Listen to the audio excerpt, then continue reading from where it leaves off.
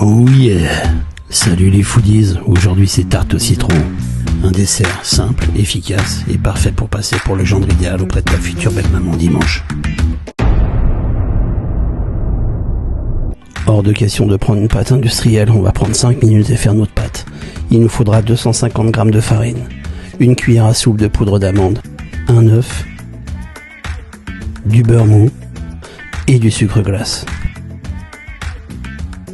Pour l'appareil à citron, pas de panique, il nous faudra 100 g de sucre. Le jus de 3 citrons jaunes et un citron vert pour la décoration. 20 g de fécule de maïs.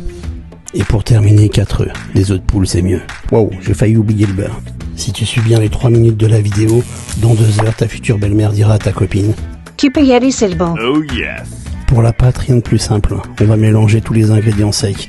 La farine, le sucre glace, la cuillère à soupe de poudre d'amande et la pincée de sel.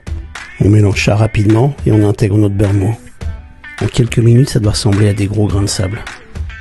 Il est temps d'ajouter ton œuf et puis de mélanger tout ça.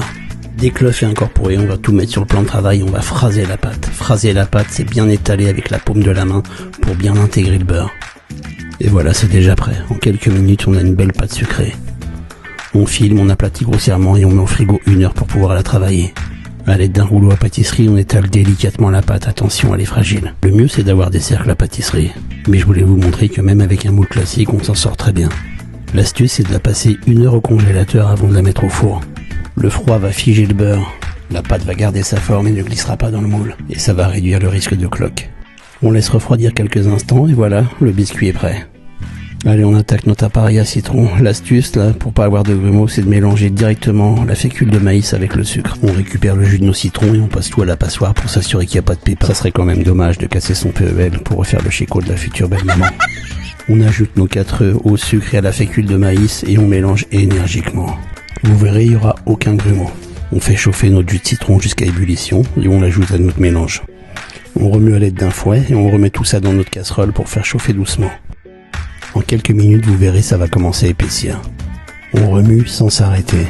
C'est comme les sous-vêtements, si c'est collé dans le fond, c'est pas bon signe. Non. On arrête juste avant que ça bout et on ajoute notre beurre.